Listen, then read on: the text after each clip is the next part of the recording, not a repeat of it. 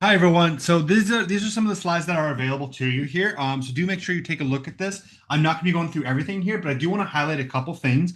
Where we're starting out here is we're looking at Saskatchewan's power sources and how does electricity work? Where does it come from here? So that's what we're kind of touching here. So I really want you to think about like where do you actually get your electricity from? And by that I mean what resource is it? Is it coal? Is it nuclear? Is it wind? Is it solar? Is there other resources? And not only that, where is that location? It must be transported here, right? You don't have, unless you have a solar panel on your roof, it doesn't come from the building you're in, right? So really think about that. Now, I like this graphic here. So how does power get to you? Generally speaking, stuff gets delivered to a power station. We'll talk about this. What's going to happen is it's going to generate that electricity, and that's part of what this course is about. We'll learn about all, not all, but many of the different ways about how that works. But generally speaking, aside from like solar and wind, it involves heating up water that turns a steam engine or a turbine with that steam, and that's what generates the electricity, right?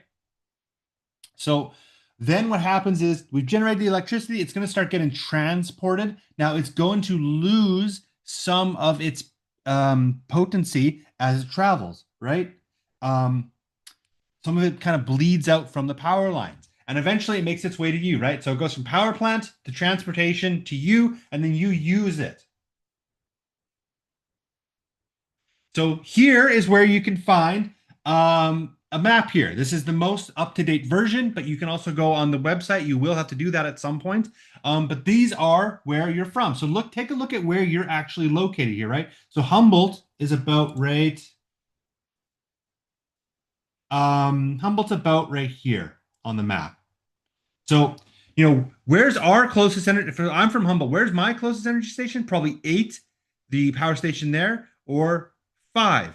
Generally speaking, your electricity is going to come from the area that's closest to you. That's not a rule, but it's just a common thing here. But I want you to look. We have lots of hydro, and look at how the capacity of it. So almost 900 megawatts. Well, what's a megawatt? We'll talk about that later. But right now, all you need to do is you need to know the numbers to compare it. Where does most of our electricity come from? Coal, 1,500 megawatts, and natural gas, almost 1,800 megawatts.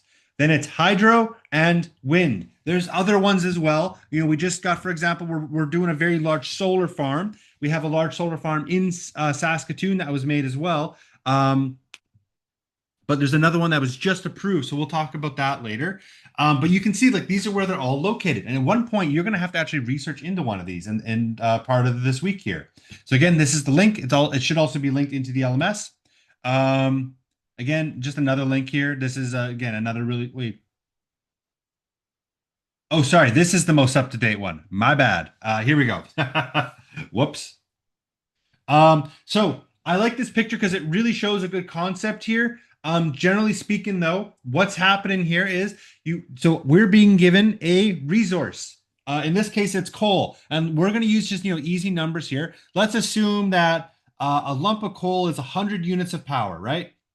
Now, the power plant processes that, but one thing I want to note is that you lose some when you use energy. When you turn matter into energy, you lose some of that potential energy through like it just it's heat.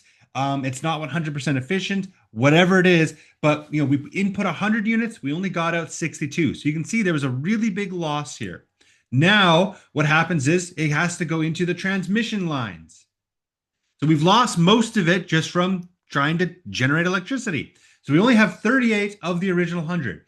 That's what gets sent out, and that slowly kind of fades away. You lose some of it just transporting it. So now we have 36 units in your house.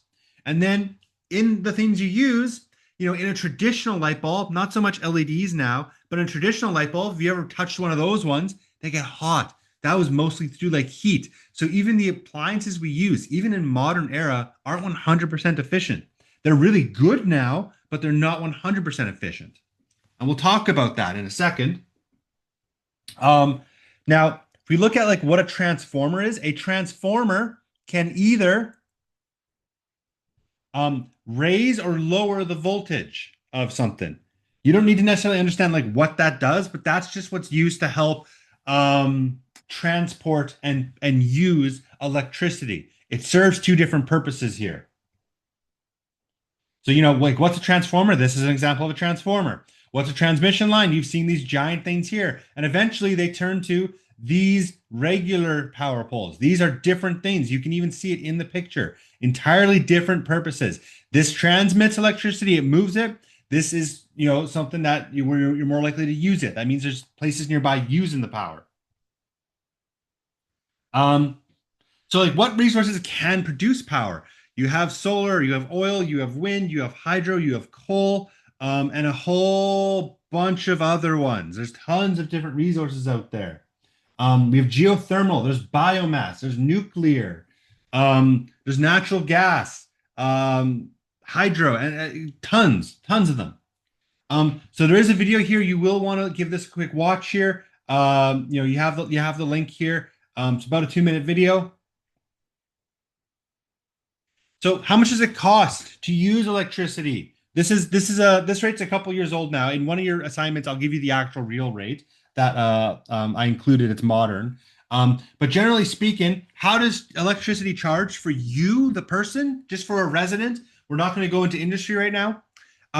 Generally speaking, you have a monthly charge. Doesn't matter if you use any electricity or doesn't matter if you use $1 billion worth of it. Here's your basic monthly charge. You're paying 22 bucks. Now, and then for every kilowatt hour you use, what's a kilowatt hour? We'll talk about that. For every kilowatt hour you use, you pay a certain amount, right? So if I use something that's more energy intensive, like a stove, I'm going to pay more per hour using that than something low energy intensive, like an LED light bulb. The federal carbon charge is no longer a thing on it as well. That changed a couple months ago. So we got some definitions here. You will want to make sure you have this in your notes. But starting off, we have a watt. Now, a watt is the rate at which electricity is being used at a specific amount. Okay, that's how we measure it. I measure my car's fuel economy by like liters per kilometer, right, or miles per gallon. Watt is the electric version of that. Now we have kilowatt and kilowatt hours. Look at the abbreviations. You're going to see the abbreviations. So kilowatt, kilowatt hour. These measure the amount of electricity used by per hour. It's how much electricity you use. And the format, just how I use miles per gallon, I use kilowatts per hour. So 1 kilowatt is 1,000 watts.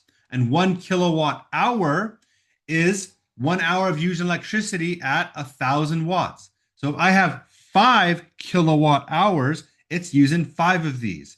Okay? So it's using 5,000 watts per hour.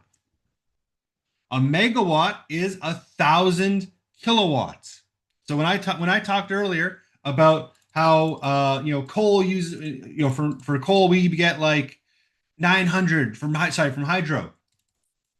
That's 900 megawatts or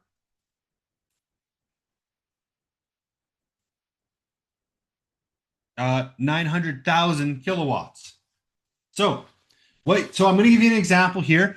So let's say we give you a microwave, right? So it uses 0.8 kilowatts and it's turned on for half an hour. How much does that cost? How does that actually cost? How much does it actually cost? So pause the video, write this down somewhere. So 3, 2, 1, unpause. So again, think about it. What's my power rating? Here's my power rating. It uses this much kilowatts. How long did I use it? Put it in hours, makes your life easier. About a half hour, right? If I used laundry for an hour, I'd put 1 there. So I used 0.4 kilowatt hours to run this for half an hour. And if the cost per kilowatt hour is like 15 cents, it cost me 6 cents to use it in this case. So do keep in mind you are using cents, not dollars as a figure. So because you're gonna have to calculate this here. We're not doing this. We're not doing any of this. You don't have to worry about that. So that said, you guys should now continue on with the rest of the videos that are below this one.